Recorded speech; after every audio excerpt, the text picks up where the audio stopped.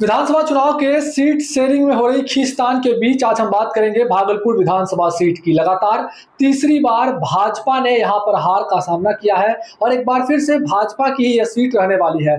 तीन ऐसे नाम हैं भाजपा में जो अपने आप को प्रबल दावेदार जो है वो मान रहे हैं, जिसमें से अरजीत सासद चौबे जो पूर्व मंत्री हैं, उनके पुत्र अरजीत सासद चौबे हैं जो पूर्व में विधानसभा चुनाव भी लड़ चुके हैं। उसके साथ ही जो पिछला विधानसभा चुनाव लड़े थे प्रत्याशी रोहित पांडे, उनका भी नाम सामने आ रहा है। साथ ही साथ मीडिया पैनलिस्ट है, प्रदेश में रह चुकी है प्रीति शेखर, उनका भी नाम सामने आ रहा है। ऐसे में हम पत्रकारों से चर्चा करेंगे जो भागलपुर में लगातार राजनीतिक खबर पर नजर बनाए हुए हैं, उनसे बातचीत करेंगे और जानेंगे कि आखिरकार इन तीन नामों में किनकी दावेदारी सबसे ऊपर रहेगी और आखिर क्या देखकर टिकट का जो है वो बंटवारा किया जाएगा। बात करेंगे। सबसे पहले हमारे साथ अमित राज जी हैं, उनसे बातचीत करेंगे। क्या लगता है अमित जी, भागलपुर में जिस तरह से कशमकश नजर आ रही है, कई लोग अपने आप को दावेदार मान रहे हैं भाजपा में, दूसरी ओर तो कांग्रेस की ओर सीट जाती नजर आ रही है, लेकिन भाजपा में किनको दावेदार माना जाएगा पार्टी की ओर से? आपका कहना बिल्कुल सही है कि तीन दावेदार हैं भागलपुर में, इन्हीं नामों पे चर्चा हो रही है और चौथा किसी का भी उम्मीद भी नहीं लग रहा। लेकिन अब भाजपा की तरफ से जहां तक मुझे लग रहा है कि कोई बहुत बड़ा चौंकाने वाला यहाँ पे नहीं होने वाला है निर्णय, चूंकि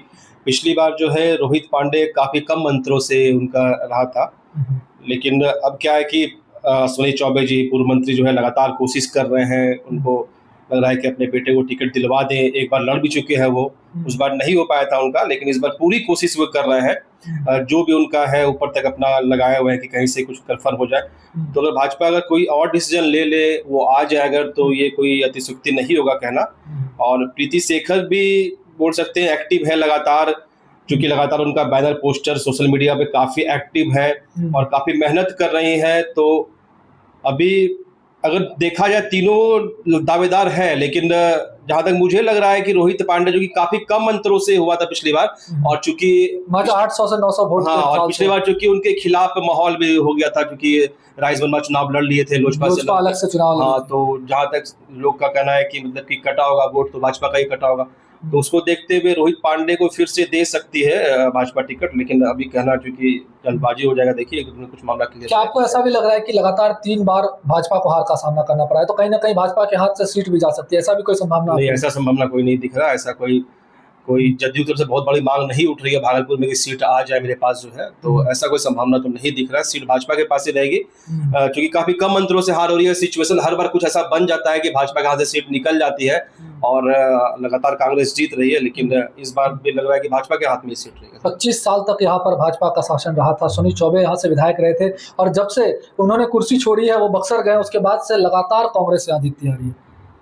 हाँ, चूंकि समीकरण ऐसा बन जा रहा है भागलपुर का पिछले बार लगातार 3 बार से जो है कि मतलब कि भाजपा के हाथ में नहीं आ पा रही है टिकट, लेकिन भाजपा इस बार पूरा दमखम लगा रही है। अगर इस बार टिकट भाजपा को मिल जाता है और कोई बहुत बड़ा अप्रत्याशित उलटफेर नहीं होता है, अगर जो है शहर में मतलब कोई और विरोध में खड़ा नहीं हो जाए, तो भाजपा ठीक रहेगी, उम्मीद उसका रहेगा फिर जो इस बार। चलिए, बहुत बहुत धन्यवाद अमित जी। बात करें तो हमारे साथ मिलिंद गुंजन जी है। अब आप अपना अनुभव शेयर कीजिए कि आखिरकार भागलपुर में क्या होने जा रहा है और कौन वो प्रत्याशी है जो प्रबल दावेदार रहेंगे भाजपा की ओर से।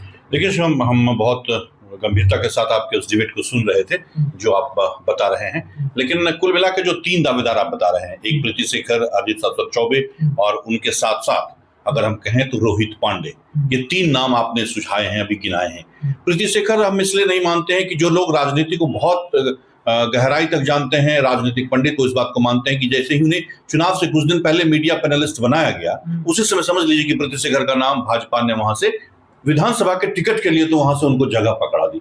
रतन मंडल भी इस तरह से उम्मीदवार थे, उनको भी बना दिया समिति के महासचिव के रूप में इनके।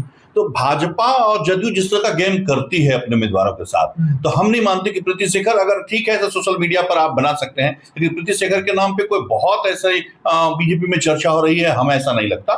क्योंकि यहाँ पर अश्विनी चौबे जो आपने चर्चा की, अश्विनी चौबे एक बड़ा फैक्टर लोगों को लग रहा है कि है, लेकिन ऐसा कुछ नहीं होने जा रहा है।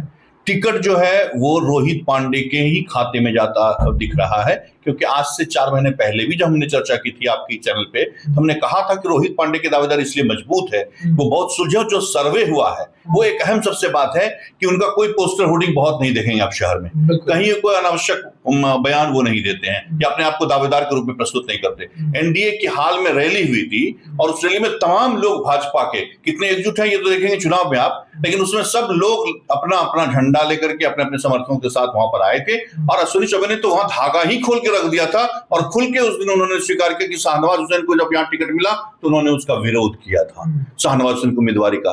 तो भाजपा में जो ये अनुशासनहीनता आई है, सबसे बड़ा सवाल है भाजपा को ये सोचना पड़ेगा कि जब से शाहनवाज हुसैन को भागलपुर लेकर के आई थी भाजपा, उस दिन से जो यहाँ गुटबाजी शुरू हुई, आज तक वो गुटबाजी थमी नहीं है, रुकी नहीं है। और इसका एक बड़ा कारण है, अश्विनी चौबे ने बहुत बड़ी गलती कर दी। हम मानते हैं कि जीवन की उनकी बहुत बड़ी भूल कही जाएगी जब वो कभी आत्मविश्लेषण करेंगे कि यहां से छोड़ के जब वो चले गए बक्सर, कैसे लोग भरोसा करेंगे आप अरिजीत शाश्वत पर, बताइए।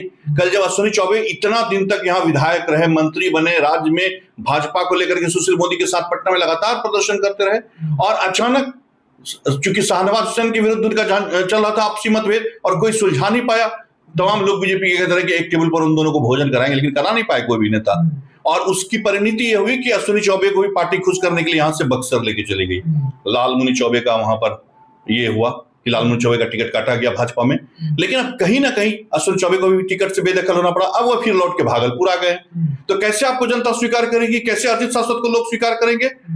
जब मन होता आप छोड़ के चले जाते हैं लोगों को। जब भागलपुर को विकास की आवश्यकता थी, जब ऐसा लगा था कि अश्विनी चौबे राज्य में रह करके राज्य में बने भागलपुर का विकास कर सकते हैं, तब आप छोड़ के चले गए यहाँ से बक्सर। अश्विनी चौबे तो अब कह रहे हैं कि हम चुनावी राजनीति से पूरी तरह से समझौता कर चुके हैं, लेकिन कहीं ना कहीं अंदर अंदर बात आ रही है कोई पुत्र को लेकर मेहनत कर रहे हैं। देखिए, पुत्र मोह तो छोड़ता नहीं है, यही चीज तो महाभारत में हुई थी, और महाभारत इसी वजह से हुआ भी। धृतराष्ट्र अपने पुत्र मोह में भी उन्होंने महाभारत करवा दिया। अगर उन्होंने सही फैसला लिया होता तो शायद ये महाभारत नहीं होता, जिसकी आज हम एक वानगी आपको बता रहे हैं। ये भारतीय जनता पार्टी के तमाम नेता of the record, of camera आपको स्वीकार करते मिलेंगे कि भारतीय जनता पार्टी भागलपुर में जितनी अनुशासनहीन हो गई है हाल के दिनों में, आप देखेंगे तमाम बड़े बड़े पोस्टर्स और होर्डिंग, ये क्या दर्शाता है? ये भागलपुर बीजेपी का गढ़ था, कोई सोच नहीं सकता था कि भागलपुर में बीजेपी को चुनौती भी दिया जा सकता है। भाजपा अभी भी कहीं ना कहीं देख रहे हैं उसकी नैया डगमग कर रही है। रोहित पांडे पर पार्टी इसलिए भरोसा जताएगी क्योंकि रोहित पांडे अभी बहुत खामोश है, बहुत मैच्योरिटी दिखा रहे हैं। ये देखिए उनकी खासियत है, ये खूबी आपको समझना पड़ेगा कि जिस तरह से वो राजनीति के मैदान में पिछले चुनाव बहुत कम मतों के अंतर से हारे, और उसमें भी दो कैंडिडेट उनके खिलाफ थे, एक राजेश वर्मा और दूसरे विजय शाह, ये दो लोग थे। और अरिजीत शाश्वत जब हारे थे, विजय शाह के खिलाफ में खड़े हुए, 11,000 से अधिक मतों का अंतर था हार का, केवल एक कैंडिडेट। यहाँ मान रहे हैं कि रोहित पांडे एक बार फिर से प्रबल दावेदारी, अगर कोई ऐसा चौंकाने वाला फैसला भाजपा नहीं करती है तो रोहित बड़े चेहरे को यहाँ नहीं उतारते। शाहनवाज हुसैन की बात हो रही थी कि शाहनवाज हुसैन भी चुनाव लड़ सकते हैं, अश्विनी चौबे की खुद बातचीत हो रही थी, लेकिन उन दोनों ने पूरी तरह से नकार दिया। देखिए, चौबे जी को तो टिकट मिलेगा नहीं, क्योंकि भाजपा ने तो अपना जो बनाया है कि इतने वर्ष अगर आपके हो गए तो आपको सके, अगर उनको देना होता तो बक्सर से लोकसभा का टिकट चुनाव मिल गया होता। तो अश्विनी चौबे को तो पार्टी ऐसे ही टिकट नहीं देगी। तो बात रही शाहनवाज हुसैन की, तो वो फील्डिंग कर रहे थे, लेकिन पार्टी के पास सर्वे है शिवम जी, हम आप अगर समझ रहे हैं तो पार्टी भी समझ रही है। जो लोग पार्टी को, विश्व की सबसे बड़ी पार्टी को चला रहे, तो उनके पास भी आइडिया है, उनके पास भी जो यहाँ से लोग अपनी राय दे रहे हैं, तो उनके पास भी राय पहुंची है, तो बीजेपी का फैसला है वही अंतिम होगा। चलिए, बहुत बहुत धन्यवाद। मिलिंद जी हमारे साथ बातचीत कर रहे थे। हालांकि सीट शेयरिंग को लेकर एनडीए गठबंधन के अंदर अभी तक कोई औपचारिक घोषणा तो नहीं हुई है, लेकिन भागलपुर में कई ऐसे चेहरे हैं जो लोगों के बीच चर्चा का विषय है कि इन्हें टिकट मिल सकता है। उस पर जो है पत्रकार बातचीत कर रहे थे। उनका कहना है कि जो पिछली बार पूर्व में प्रत्याशी रहे 2020 विधानसभा चुनाव में रोहित पांडे, उनकी दावेदारी सबसे मजबूत लग रही है, क्योंकि बेहद ही कम अंतर से वो शिकस्त हुए थे। कांग्रेस के अजीत शर्मा से उन्हें हार मिली थी, लेकिन अब जो दावेदारी एक बार फिर वो अगर पेश करें, क्योंकि लोजपा रामविलास उस समय अलग चुनाव लड़ रहे थे और इस बार लोजपा रामविलास एनडीए के साथ है, तो कहीं ना कहीं रोहित पांडे एक बार फिर से भाजपा की ओर से यहां पर उम्मीदवार हो सकते हैं। भागलपुर से TV9 के लिए मैं शिवम।